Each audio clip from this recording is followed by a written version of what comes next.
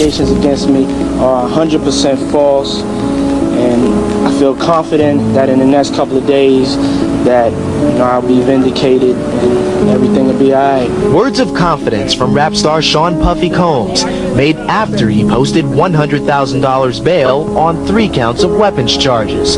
Combs' latest run-in with the law started at Times Square's Club New York, just after 2 o'clock Monday morning. Based on an eyewitness account, prosecutors say Combs, partying with girlfriend and actress Jennifer Lopez, got into an argument with someone.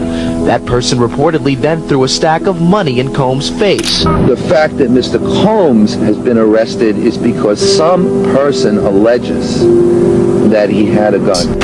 In the late 90s, New York hip-hop was looking for something that it lost. The murders of Tupac and Biggie had left the industry so heavy that it didn't just silence the two artists, fractured the soul of the entire genre itself. But in Brooklyn, there was a teenager named Shine. Shine was very talented, and he really wanted to make it big in the industry. So he started hopping from barbershop to barbershop, not only to hone his craft, but freestyling to show his talent, in hopes that he would run into the right person with the right connections. And when Shine rapped, people listened. He had a very distinctive voice. Not only was his voice low and smoky, but his voice and his delivery reminded a lot of people of Biggie. And it wasn't just that he sounded like him, it was also in the way that he carried himself, like a presence that felt simultaneously dangerous and grounded. People said that he didn't rap like he wanted your attention, he rapped like you owe him your attention. So the rumors and demo tapes of Shine started to make their rounds, and eventually they made their way to the ears of Bad Boy Record, which of course, Diddy is the CEO. And even though Bad Boy Records was highly successful at the time, they were still trying to navigate Biggie's death. So they were successful, but wounded. So naturally, Diddy and Bad Boy Records really wanted someone to fill in the vacancy left by Biggie. They really needed someone that was going to be able to carry that mantle without being swallowed by it. And when Diddy heard Shine's demo tape for the first time, he didn't even finish the tape. He asked one question: who is that? So the introductions were arranged. Shine walks into Bad Boy Records not as a fan, but as a contender. And we can say what we want about Diddy, but at least at the time he was known for his high standards. So he wasn't just looking for talent, he was looking for a narrative. He wanted a story behind the talent. And Shine had both. The meeting was brief. Diddy asked him to rap, Shine didn't hesitate, and it was enough. And within weeks, Shine had a record deal to one of the most powerful labels in the industry. His life changed almost overnight, from rapping in barbershops to being with some of the industry's royalty.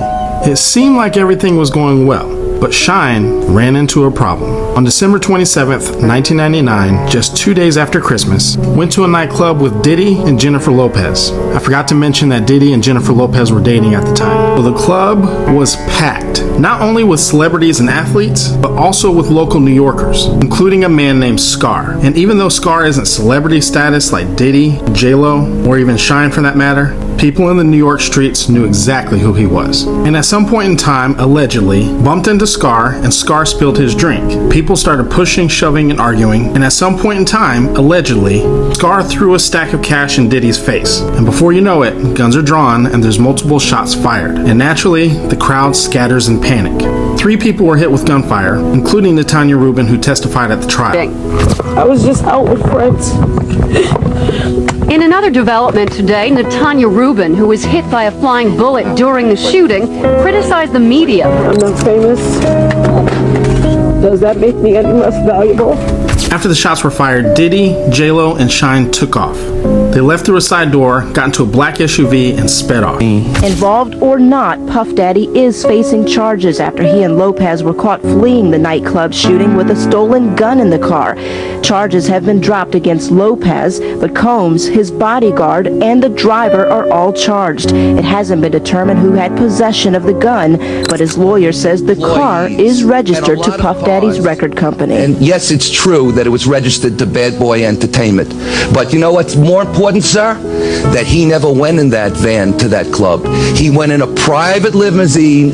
Therefore, how would he know there was a gun in the car? It's not. The SUV was speeding through the streets but ended up getting pulled over because they ran a red light. And so police asked everyone to get out of the car, and when they searched the car, they found a 9mm handgun. And everybody got arrested. Diddy, Shine, J-Lo, Even the driver got arrested. By the time the trial rolled around, they let J-Lo go completely. But Diddy was charged with illegal weapons possession and bribery because he allegedly offered his driver $50,000 to take the rap for him. Shine was charged with 2 counts of assault, reckless endangerment, and gun possession. And just like the RICO case, Diddy hired the best team that money could buy: Benjamin Brofman and Johnny Cochran. Yes, that Johnny Cochran.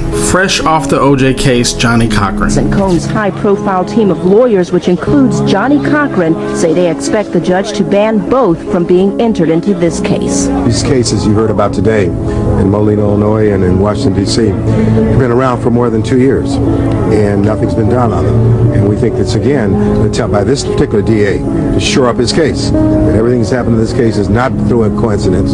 He's tried to make it personal. During the trial, Diddy's team denied that he ever offered any hush money to the driver. They also said that he was just a victim of circumstance. Wrong place, wrong time. Shine's team argued that Shine was acting in self-defense. He saw Scar pull the weapon first. He had to defend himself.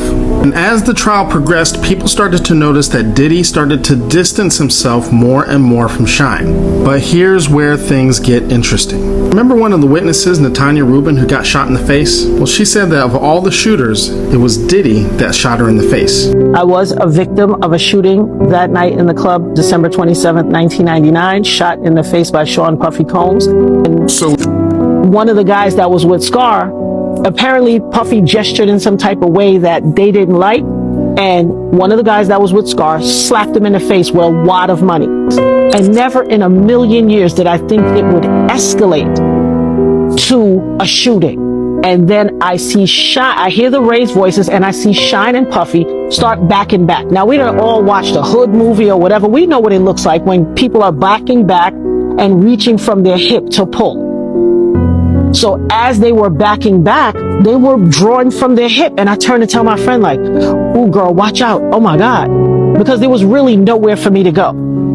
As I turned back to look at them, I watched them bow bow. Both of them fired, and the muzzle flash was like, psh, psh. I watched them both fire their guns. I watched them.